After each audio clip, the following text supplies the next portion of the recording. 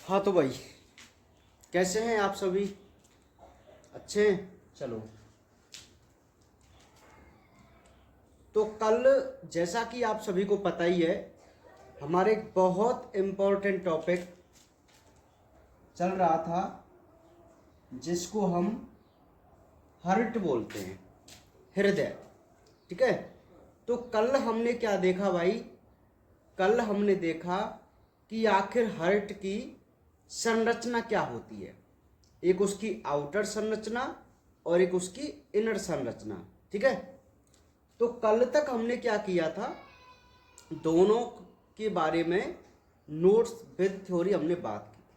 ठीक है, आज जो हम देखेंगे वो एक तो हार्ट का डायग्राम बनाना सीखेंगे, उसके साथ साथ उसकी जो थ्योरी है उसके सभी पॉइंटों को हम अपने डायग्राम से ही कंप्लीट करना सीखेंगे। ठीक है, यानी कि यदि आप डायग्राम बनाना सीख गए तो आप उसकी थ्योरी को भी आराम से लिख सकते हैं, उसकी संरचना की थ्योरी को। ठीक है, तो वही चीज़ आज हमको समझनी है। तो बड़े ध्यान से आप समझना कि आखिर सबसे पहले हम अपने हार्ट का डायग्राम कैसे बनाएं। ठीक है, ये सबसे बड़ी पहली बात है हमारे लिए, ना भाई? तो ध्यान से आप मेरी बात को समझते हुए चलिए। हार्ट के डायग्राम को बनाने के लिए हमें 5 वी जैसी आकृति बनानी होती है। ध्यान से समझो, हार्ट के डायग्राम को बनाने के लिए हमें 5 वी जैसी आकृति बनानी होती है। ठीक है, अब देखते हैं कैसे बनेगा हार्ट का डायग्राम। सबसे पहली लाइन जो मैं आपको बनाऊं उसी पर आपको ज़्यादा ध्यान देना है। एक बात और मैं आपको बता दूं कि हमेशा हमसे एग्जाम में हार्ट से जो क्वेश्चन आता है वो उसकी अनुप्रस्थ काट का नामांकित चित्र से आता है। मतलब वो हमसे क्या पूछता है, हृदय की अनुप्रस्थ काट का नामांकित चित्र बनाइए। ये अनुप्रस्थ काट क्या है, सबसे पहले तो इसको समझते हैं। अनुप्रस्थ काट को इंग्लिश में ट्रांसवर्स सेक्शंस बोलते हैं, है ना। अनुप्रस्थ हमेशा मैं आपको बता दूं, एक इस प्रकार की लाइन ऐसी, यही होता है अनुप्रस्थ, है ना, यही होता है ना। एक होता है वर्टिकल सेक्शन, अनुदैर्घ्य सेक्शन, इस प्रकार। तो जो ट्रांसवर्स सेक्शन है उसका मतलब ये है कि आपका जो हार्ट है वो मान लीजिए इस प्रकार रखा हुआ है, ये हार्ट है। ठीक है, और ये चारों ओर से बंद है, इसमें हमें कुछ अंदर से दिखाई नहीं दे रहा। तो यदि हम इसे ऐसे काटें यूं तो बिल्कुल बराबर के दो इस प्रकार के टुकड़े होंगे। एक ये टुकड़ा हो गया और एक ये टुकड़ा हो गया, बिल्कुल इसी प्रकार होंगे, नहीं होंगे? यदि आप उसे अनुप्रस्थ तरीके से ऐसे काटें, भाई मान लीजिए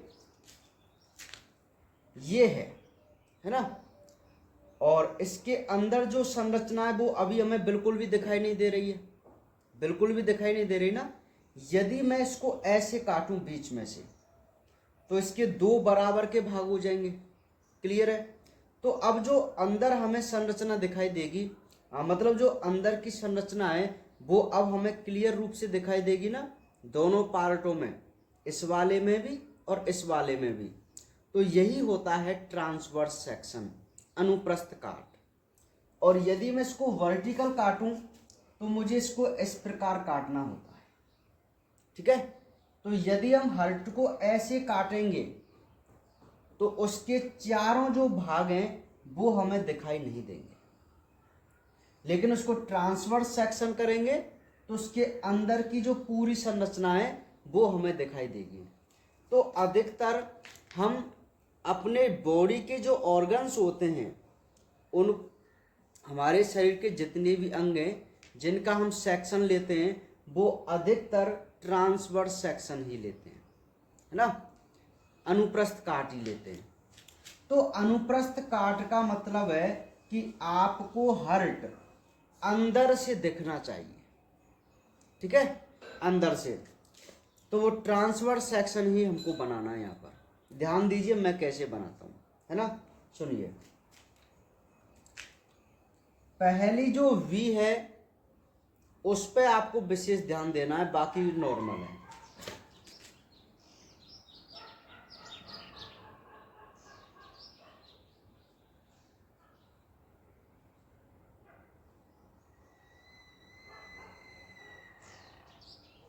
फर्स्ट वी देख लीजिए आप, बिल्कुल इसी प्रकार आपको फर्स्ट वी बनानी है भाई, है ना। यह इसी लाइन पर आपको ज्यादा ध्यान देना है। मतलब जो आप फर्स्ट वी बनाएंगे ना, ये ना तो यू जैसा लगेगा न ही वी जैसी लगेगी, ठीक है। थोड़ा सा इसमें घुमाव होना चाहिए। हमारी जो लाइन है वो यहां से थोड़ी तिरछी चलेगी, तिरछी लाइन। देखो, एक तो वी आप ऐसे बनाएंगे तो भाई ये तो बहुत ही गंदा चित्र लगेगा, ठीक है। तो हमें क्या करना है, थोड़ा सा यहां से ऐसे तिरछा पेन चलाकर और बिल्कुल इस प्रकार। हाँ, ये थोड़ा कॉर्नर नहीं बनना चाहिए इसमें, राउंड शेप बिल्कुल, है ना, ऐसे। तो ये फर्स्ट लाइन पे आप जरा ध्यान देना। तो इस लाइन को आप इस प्रकार बना लेंगे, ठीक है, कोई दिक्कत नहीं है। चलिए, अब बात आती है सेकंड लाइन की। मतलब फर्स्ट भी तैयार हो गई, अब सेकंड भी कैसे बनानी है वो भी ध्यान दीजिए। अपने को इधर से दूसरी लाइन इस प्रकार लेके चलनी है, बिल्कुल इसके सीध में ऐसे। समझ रहे हैं आप मेरी बात को। थोड़ा सा जब आप नीचे आएंगे तो इसको ऐसे एक अंगूठे जैसी संरचना में बदलेंगे इस प्रकार, और फिर वापस चलेंगे। अब जैसे ही आपकी ये लाइन सेंटर में आ जाएगी, देखो ये सेंटर है ना इस लाइन का, ये बीच भाग है मतलब, है ना। तो जैसे ही ये लाइन सेंटर में आ जाएगी, यहां पर वापस ऊपर की तरफ मोड़ दीजिए, बीच में बिल्कुल ऐसे।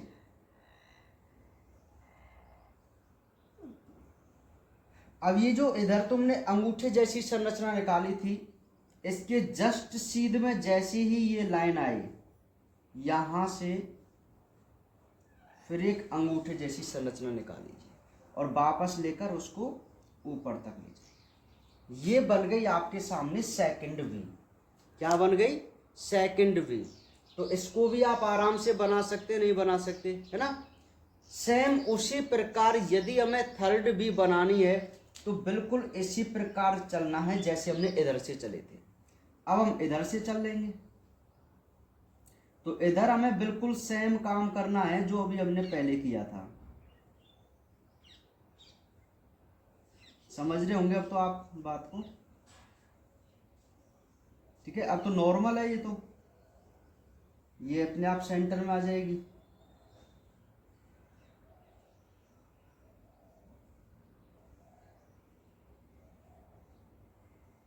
ठीक है, बिल्कुल इस प्रकार। तो ये तीन वी आपके सामने बनके तैयार है। तो पहले ये बताइए, आप इस संरचना को बनाने में कहाँ दिक्कत है भाई? कोई दिक्कत वाली बात नहीं है, केवल लाइन ही तो खींचनी है आपको और अंगूठे जैसी संरचना निकालनी है, बस इतना काम करना है, ठीक है।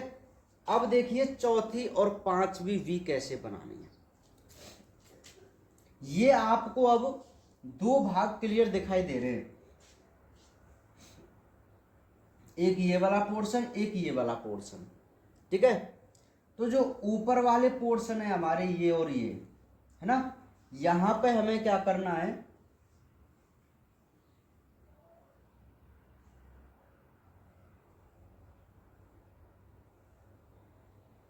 इस प्रकार चाप, एक चाप भरना है ऐसे, और यहां से लेकर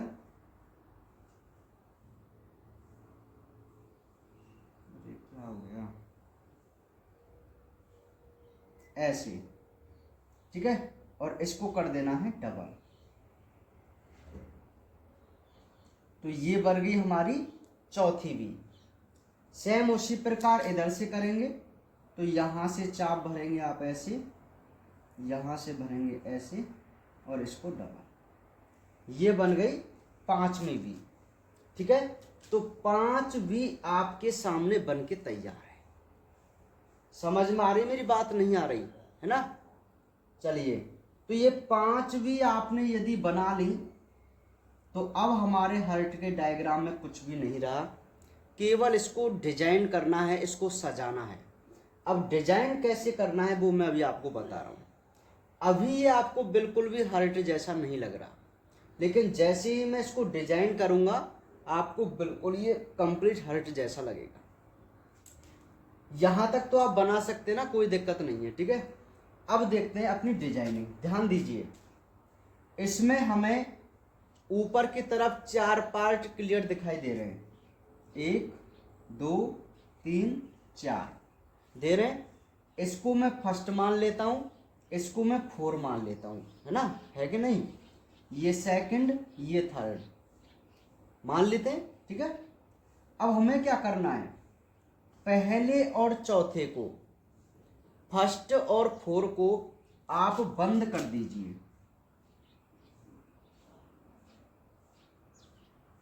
इस प्रकार, ऐसे। ये फर्स्ट, ये 4, ये सेकंड, ये थर्ड। तो फर्स्ट और 4 को हम ऐसे बंद कर सकते हैं आराम से। तो आप भी इसको बंद कर देंगे बिल्कुल इसी प्रकार जैसे मैंने किया है। अब बात आती है सेकंड और थर्ड की, सेकंड और थर्ड की। तो ये जो सेकंड है, सेकंड, तो सेकंड का मतलब है इसके 2 मुंह आपको बनाने हैं। 2 दूसरे नंबर का कॉलम है, तो 2 मुंह, ऐसे याद रह जाएगा आपको, ठीक है। तो देखिए, अब सेकंड की वाली ये लाइन है, तो इस लाइन को आप ऐसे ले जाइए इधर पूरी, और जो इस इधर वाली लाइन है उसको ऐसे ले जाइए, बिल्कुल ऐसे ले जाएंगे, कोई दिक्कत वाली बात नहीं है यार, कितना सिंपल है। ये 2 लाइन है आपके पास, तो एक लाइन को इधर ले जाइए, एक लाइन को इधर ले जाइए, ठीक है, और एक इस प्रकार इसको बंद कर दीजिए। देखो, एक ट्यूब लाइक स्ट्रक्चर सी बन गई ना, और इसके कितने मुंह हो गए, 2 मुंह हो गए, एक इधर और एक इधर। तो यहां तक आप आराम से कर सकते हैं, कोई दिक्कत नहीं है। अब आपके पास कौन सा कॉलम बचा, केवल थर्ड वाला कॉलम बचा है ना। तो इसमें भी 2 ही लाइन है, तो आप क्या करेंगे, थोड़ा सा तिरछा, बिल्कुल इस प्रकार,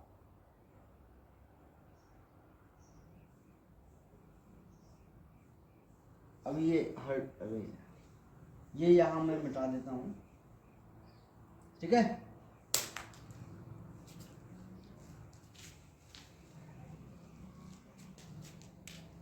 देखो, अब इस वाली लाइन को मैं थोड़ा ऊपर लेके चला ऐसे, है ना, बिल्कुल इस प्रकार, ऐसे। और ये वाली जो लाइन है, इससे मैं इसको डबल करके इस प्रकार बंद कर दूंगा, ठीक है।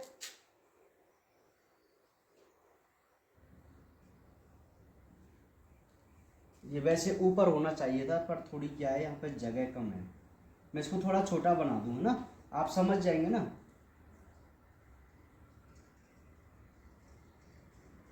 ऐसे,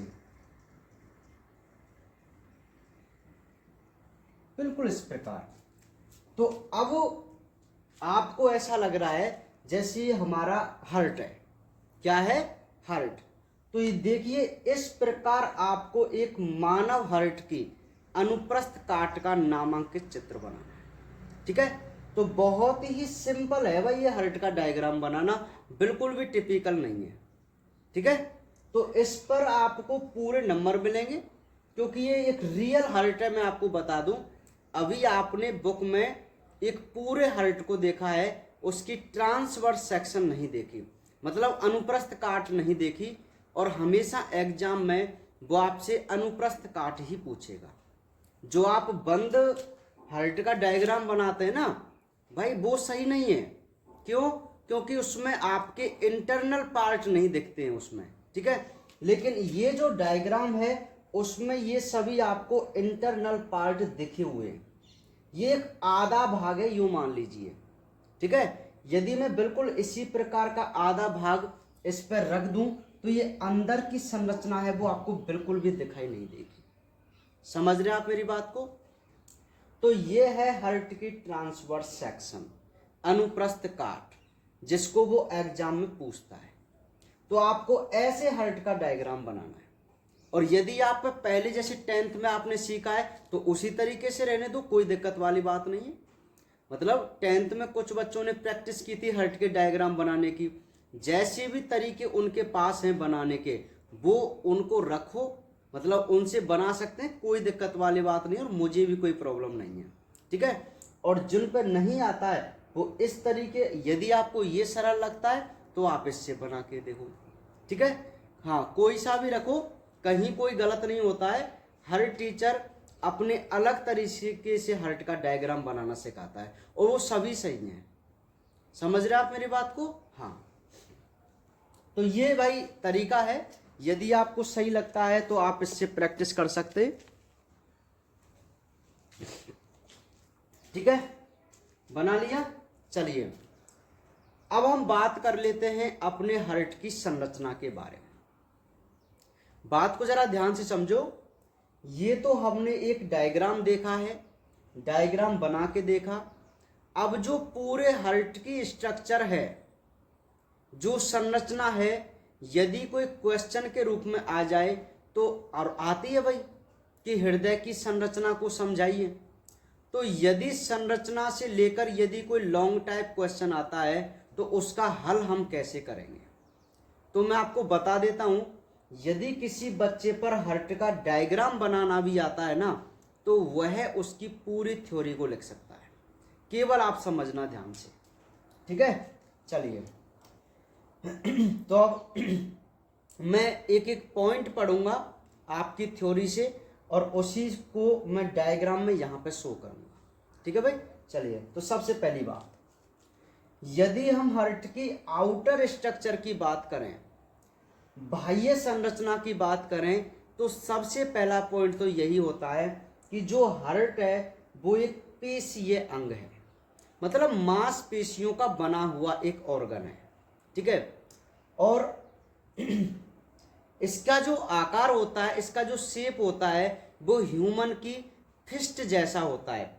फिस्ट मतलब मुट्ठी, बिल्कुल बंद मुट्ठी जैसा, ऐसा होता है, ठीक है। तो पहला पॉइंट तो यही है कि यह मानव की बंद मुट्ठी के जैसा होता है ना। शेप की मैं बात करूं, ये कहाँ प्रेजेंट होता है, मैं आपको एक देसी भाषा में बता दूं। एक बच्चे ने शायद मेरे से पूछा भी था कहाँ पे होता है ना। देखो, ये हमारी शर्ट का जो जेब होता है ना, तो इसके जस्ट पीछे हमारा हार्ट है। ये है चेस्ट कैविटी, मैं आपको बता देता हूं। देखो, ये जो यहां तक जो है ना, ये हड्डी सी, ये हमारी पूरी चेस्ट कैविटी है। और नीचे जो पेट है ना, वो हमारी एब्डोमिनल कैविटी है, उदर गुहा जिसको हम बोलते हैं। ये हमारे लंग्स हैं, एक लंग्स यहाँ पर, एक लंग्स यहाँ पर। क्लियर? अच्छा, तो इन दोनों लंग्सों के बीच में ये जो हड्डी आपको दिखाई दे रही है, ये यहाँ पे, इस यहाँ पर हमारा हार्ट बिल्कुल इस प्रकार पोजिटेड है, बिल्कुल इस प्रकार, थोड़ा तिरछा होता है ये ना, ऐसे होता है। मतलब मैं आपको बता दूं,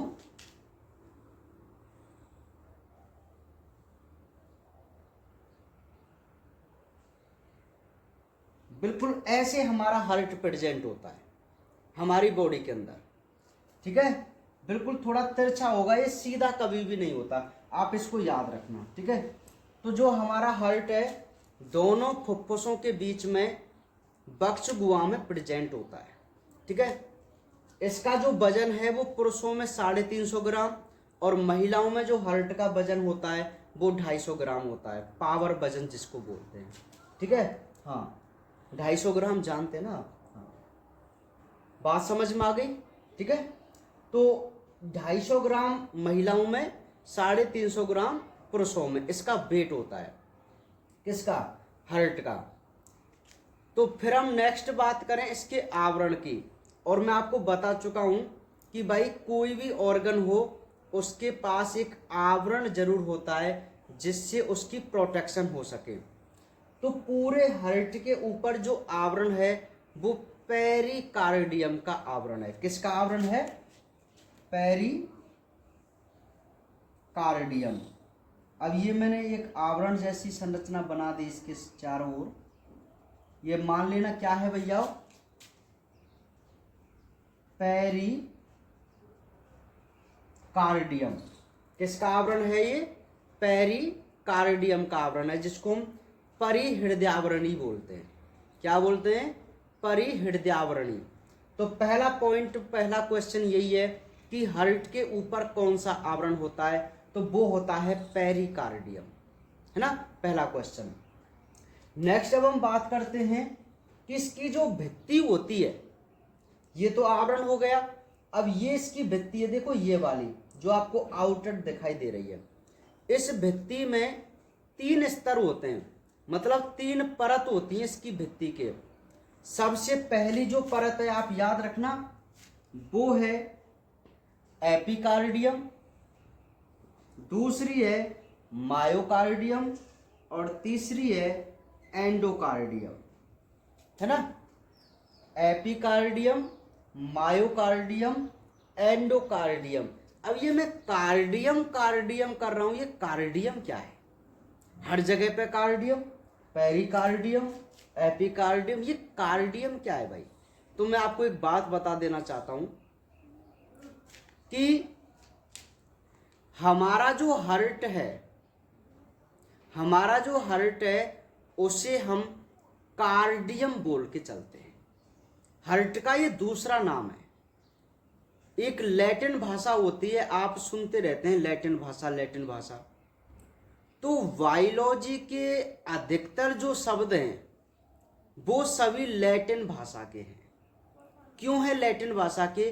क्योंकि जो वैज्ञानिक थे जिन्होंने इनके बारे में बताया वो सभी ग्रीक देशों के थे, हमारे भारत के नहीं थे। तो उन्होंने जब वहाँ पे इनकी खोज की तो वो तो अपनी भाषा में ही नाम रखेंगे ना इनका, समझ रहे हैं? तो वो का हार्ट तो हमारे यहाँ बोला जाता है। हार्ट है ना, वो एक इंग्लिश शब्द है और हृदय हिंदी शब्द है, समझ रहे हैं? हार्ट तो एक इंग्लिश शब्द है, लेकिन वैज्ञानिक जो इसको बोलते हैं ना वो हार्ट नहीं बोलते, वो इसको कार्डियम बोलते हैं, है ना। क्योंकि लैटिन देशों में हार्ट का नाम था कार्डियम, मतलब वो इसको क्या कहते थे? कार्डियम, और हमने इसका नाम क्या रख दिया? हार्ट। समझ रहे ना आप मेरी बात को? तो इसलिए हम कार्डियम कर रहे हैं, समझ रहे ना आप? हाँ, तो ये लैटिन भाषा के शब्द होते हैं भाई। तो ये बाहर का आवरण हो गया, ये भित्ति के 3 स्तर हो गए। ये आपको बिल्कुल बहुत अच्छी तरीके से याद करने हैं, ठीक है। हाँ, इसको मैं इसलिए बहुत ज़्यादा अच्छी तरीके से समझा रहा हूँ क्योंकि ये बहुत ज़्यादा इम्पोर्टेंट है ना। और हमें अपने हार्ट के बारे में हर पॉइंट, हर क्योरी बिल्कुल कंप्लीट होनी चाहिए। समझ रहे आप मेरी बात को? चलिए, अभी क्या चल रही है? अभी आउटर स्ट्रक्चर चल रही है, एक बाह्य संरचना चल रही है ना। तो बाह्य संरचना में हमने क्या देखा? इसका वेट देखा, इसकी पोजीशंस देखी, है ना, और इसका शेप देखा हमने।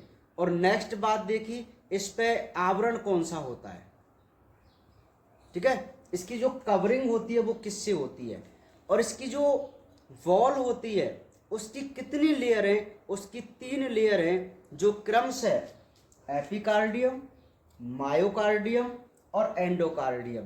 तो मोस्ट वन आप याद रखना, इसकी बीच की लेयर कौन सी है? मायोकार्डियम लेयर है। और इस मायोकार्डियम लेयर में ही यदि इन्फेक्शन हो जाए, संक्रमण हो जाए, तो हार्ट अटैक के सबसे ज़्यादा चांस होते हैं, हार्ट अटैक के। तो इसको हम बोलते हैं मायोकार्डियम इन्फेक्शन। एक डिजीज है बहुत ही खतरनाक, ठीक है। तो वो डिजीज यदि इस मायोकार्डियम लेयर में हो जाती है ना, तो उससे हार्ट ब्लॉकेज और हार्ट अटैक के सबसे ज़्यादा चांसेस हो जाते हैं। तो ये तो थी भाई आउटर स्ट्रक्चर। तो मैं आशा करता हूँ आउटर स्ट्रक्चर में तो आपको शायद कोई दिक्कत नहीं है ना। सारे पॉइंट आपको बिल्कुल डायग्राम के हिसाब से समझ में आ गए होंगे। भाई बंद मुट्ठी आकृति का है, चेस्ट कैविटी में होता है, मतलब बक्षगुहा में, पेरिकार्डियम आवरण है और इसकी भित्ति के 3 स्तर हैं, यही तो लिखाया था, ठीक है।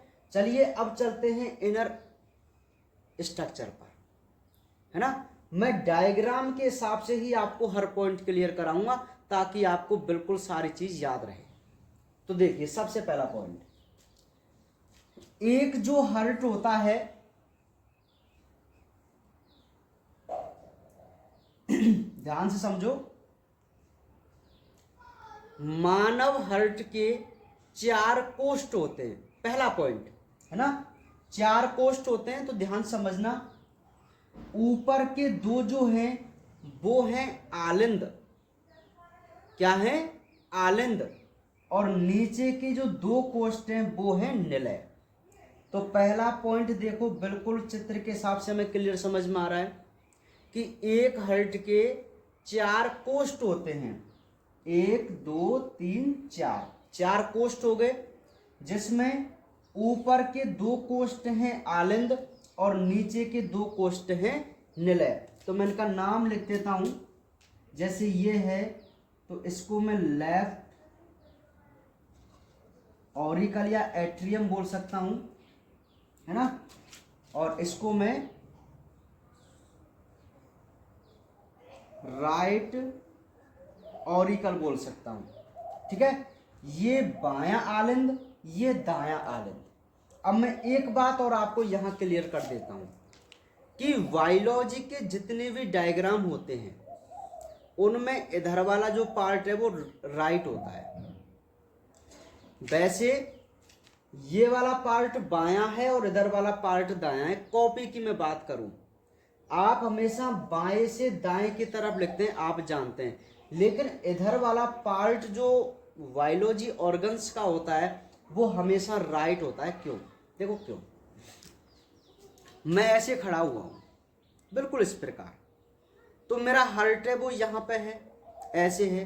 तो ये जो चित्र है ना वो बिल्कुल मेरी बॉडी के अकॉर्डिंग है, मतलब मैं ऐसे खड़ा हुआ हूं तो मेरा हार्ट बिल्कुल ऐसे ही है ना। अब इधर वाला पार्ट मेरा कौन सा है? राइट है, और इधर वाला कौन सा है? लेफ्ट है। क्लियर? नहीं आई बात समझ में?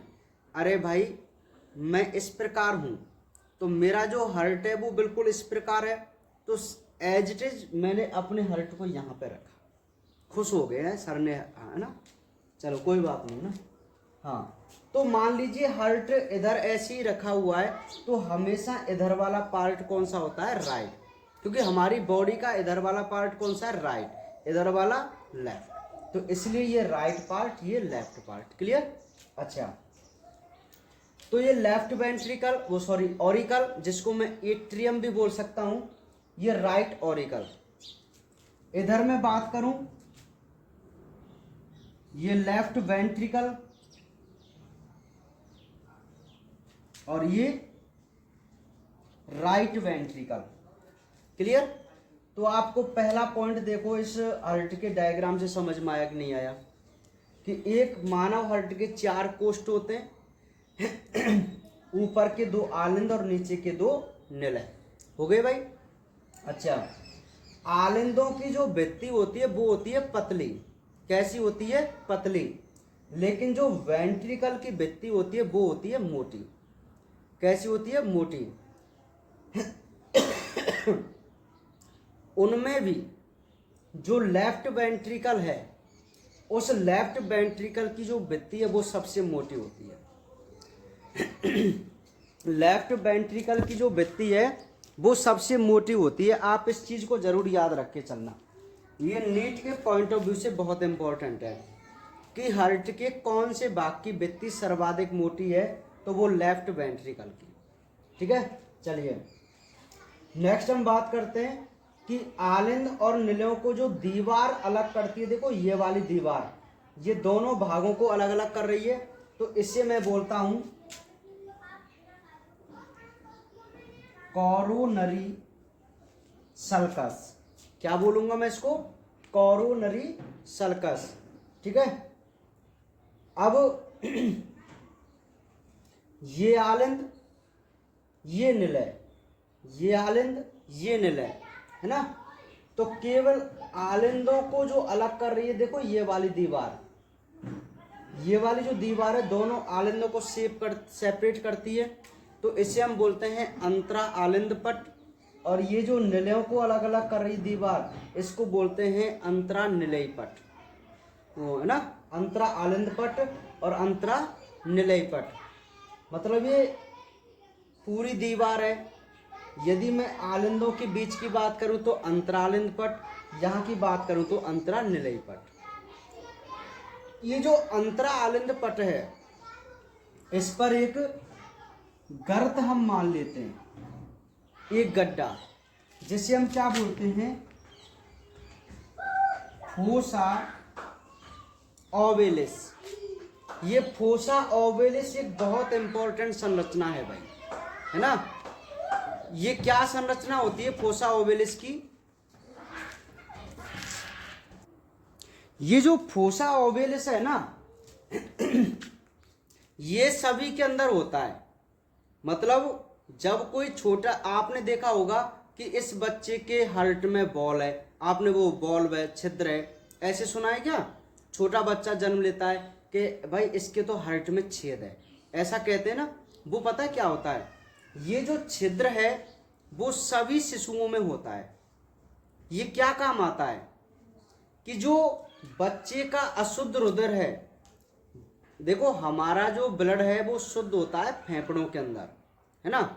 लेकिन इस बच्चे के फेफड़े क्रियाशील जन्म से कुछ समय पहले या जन्म के बाद ही होते हैं, पहले नहीं होते हैं ना, कुछ समय पहले होते हैं। तो तब तक इसकी बॉडी के अंदर जो अशुद्ध रुधिर है उसका क्या होता है? तो मैं आपको बता दूं, इस बच्चे का जो अशुद्ध रुधिर है वो डायरेक्ट इस छिद्र के माध्यम से लेफ्ट ऑरिकल में चला जाता है और यहां से मां के प्लेसेंटा, हाँ मतलब प्लेसेंटा के माध्यम से मां के लंग्स में जाता है और वहां वो शुद्ध होकर आता है। एक प्रकार से ये बाईपास है। क्या है? बाईपास, है ना। ये पॉइंट आपको जब समझ में आएगा जब मैं इसकी मैकेनिज्म को समझा दूंगा, क्रियाविधि को। ठीक है, तो अभी एक बार इसको रहने दीजिए, है ना, क्योंकि मुझे इसको समझाने के लिए पूरी बात ये अभी यहाँ पे समझानी पड़ेगी, जो इसकी क्रियाविधि में मैं समझाऊंगा आपको ना, तब इस पॉइंट को बताऊंगा, है ना। चलिए, तो इतना याद रखो कि यह वह छिद्र है जो हर किसी भ्रूणीय शिशु में होता है और जब उसका जन्म होता है तो ये बंद हो जाता है। लेकिन किन्हीं बच्चों में कोई कारण से ये बंद नहीं हो पाता जन्म के बाद भी, तो बस उन्हीं को ये बीमारी होती है दिल में छेद। ठीक है, वो यही संरचना होती है भाई। नेक्स्ट हम बात करते हैं इसके कपाटों की। तो देखिए, ये दायां आलिंद, ये दायां निलय, ये बायां आलिंद, ये बायां निलय। तो ध्यान देना, दाएं आलिंद और दाएं निलय के मध्य ये जो बॉल्व है बीच में, इसको बोलते हैं ट्राइकस्पिड वॉल्व, और ये जो है उसको बोलते हैं बाइकस्पिड वॉल्व। तो अब इसको ध्यान से समझो, क्या पॉइंट है ये कि दाएं आलिंद और दाएं निलय के मध्य त्रिवलन कपाट और बाएं आलिंद और बाएं निलय के मध्य द्विवलन कपाट पाए जाते हैं, है ना। याद रह जाएगा। इसको आपको याद करना है 32 से। एक संख्या याद रखो 32, तो मतलब 32 में 3 इधर 2 इधर, इधर वाला दायां पार्ट है तो दाएं पार्ट में त्रिवलन कपाट और बाएं पार्ट में द्विवलन कपाट। ऐसे इसको याद रखना, ये बहुत इंपॉर्टेंट है। और ये जो बाइकस्पिड बॉल है ना, इसका दूसरा नाम है मिट्रल वॉल्व। ये बहुत इंपॉर्टेंट है ना, मिट्रल वॉल्व।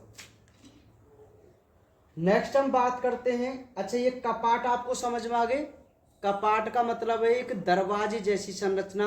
अब ये क्या काम आएगी वो मैं मैकेनिज्म में बताऊंगा आपको ना। फिलहाल आप संरचना में ध्यान दीजिए कि ये जो दायां आलिंद और दायां निलय है, तो यहाँ पे और यहाँ पर, यहाँ पर, यहाँ पर, ये चार हमारे कपाट हैं। तो जो दायां आलिंद दायां निलय, बायां आलिंद और बाएं निलय के मध्य जो कपाट हैं वो त्रिवलन और द्विवलन कपाट हैं। ठीक है। अब नेक्स्ट हम बात करते हैं इनके संबंध की। तो देखिए ये है दायां आलिंद। तो दायां आलिंद जो इस संरचना से जुड़ा हुआ है इसको मैं बोलता हूं वेना केवा, मतलब महाशिरा। और जो बायां आलिंद जो जुड़ा हुआ रहता है वो जुड़ा हुआ रहता है पल्मोनरी वेन, मतलब फुफ्फुसीय शिरा। ठीक है। तो दोनों आलिंदों के संबंध आपको पता चल गया, दायां आलिंद वेना केवा से और बायां आलिंद पल्मोनरी वेन से। ठीक है। नेक्स्ट मैं बात करूं बाएं निलय की और दाएं निलय की। तो बाएं निलय ये रहा बायां निलय, इससे ये वाली संरचना जुड़ रही है, इसको हम बोलते हैं अओर्टा यानी कि महाधमनी, और इसको मैं बोलता हूं pulmonary artery. Pulmonary artery NARY है ना। देखिए इसके संबंध वाले पॉइंट भी आप समझिए। भाई आपके पास दो आलिंद हैं और दो निलय हैं, तो ये चार संरचना हो गई। ये चार संरचना किस किस से जुड़ती हैं वो ध्यान दीजिए। देखो सबसे पहले मैं दाएं आलिंद की बात करूं तो वो जुड़ता है अग्र और पश्चिम महाशिरा से, जिसको इंग्लिश में बोलते हैं वेना केवा। बायां आलिंद जुड़ता है पल्मोनरी वेन यानी कि फुफ्फुसीय शिरा से। तो दोनों आलिंदों का संबंध हो गया शिराओं से, एक का फुफ्फुसीय शिरा से और एक का महाशिरा से। क्लियर। बचे हमारे पास दोनों निलय। तो बायां निलय जो होता है वो तो जुड़ता है महाधमनी से, जिसको अओर्टा बोलते हैं, और दायां निलय होता है वो जुड़ता है पल्मोनरी आर्टरी से, जिसको हम फुफ्फुस धमनी बोलते हैं। क्लियर। चलिए अब ये जो दो कपाट और रह गए इनकी हम बात कर लेते हैं। तो देखिए ये बायां निलय है, ये महाधमनी है कि नहीं। तो बायां निलय और महाधमनी के बीच में एक कपाट आपको दिख रहा है, दायां निलय और फुफ्फुस धमनी के बीच में एक कपाट दिख रहा है। तो ये जो दोनों कपाट होते हैं इसको हम बोलते हैं सेमी लूनर वॉल्व। ये दोनों कपाट सेम है, जिनको हम अर्धचंद्राकार कपाट यानी कि सेमी लूनर वॉल्व बोलते हैं। बात याद रह जाएगी आपको। कौन से कपाट हैं ये? अर्धचंद्राकार कपाट। किसमें? वायु निलय और महाधमनी, दाएं निलय और फुफ्फुस धमनी के बीच में जो कपाट हैं वो अर्धचंद्राकार कपाट है।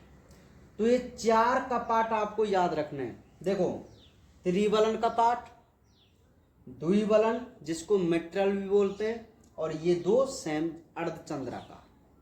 ठीक है, समझ में आ गई आपको बात यहां तक। एक मैंने लास्ट पॉइंट यहां पे क्या लिखाया कि जो हमारी महाधमनी शिराएं हैं वो क्या काम करती हैं, तो एक बार मैं बता देता हूं।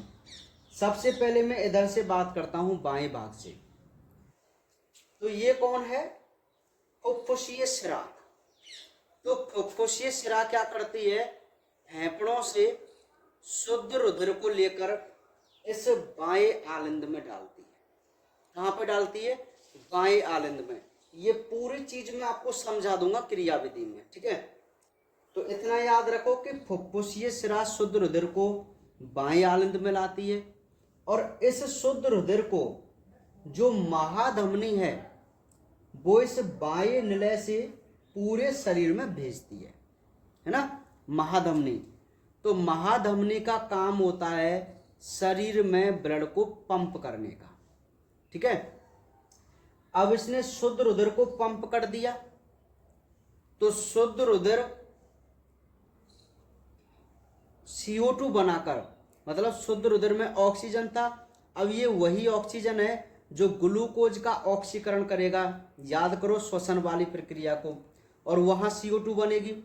तो CO2 के मिलने से ये रुधिर कैसा हो जाएगा, अशुद्ध। तो जितना भी शरीर का अशुद्ध रुधिर है वो इस वेना कैवा के माध्यम से कहाँ आया, दाएं आलिंद में आया। दाएं आलिंद से कहाँ गया, दाएं निलय में। कैसा रुधिर, अशुद्ध रुधिर। तो दाएं निलय से अशुद्ध रुधिर हमारी फुफ्फुस धमनी द्वारा शुद्ध होने के लिए कहाँ भेजा जाता है, फेफड़ों में भेजा जाता है, ठीक है। तो ये जो पूरे पॉइंट थे आप देख लीजिए, मैंने जितने भी पॉइंट आपकी थ्योरी में लिखाए वो सभी इस डायग्राम में आपको मिल रहे हैं, नहीं मिल रहे हैं, ठीक है। तो आप इसको ध्यान से समझने की कोशिश करना, चित्र बनाकर, और उसमें अपनी पूरी थ्योरी को सर्च करना आप, तब जाके आपको ये क्लियर होगी, ठीक है। तो इसको एक दो बार आप रिपीट करके वीडियो को देखना ताकि आपको पूरी चीज़ समझ में आ जाए। कल हम इसकी क्रिया विधि देखेंगे कि आखिर हमारा हार्ट क्या कैसे कार्य करता है, ठीक है भाई। तो आज हमने केवल ये संरचना पढ़ी और इसको समझा, तो बहुत अच्छी तरीके से इसको भी पढ़ना है ना। तो बाकी बातें करेंगे अब कल।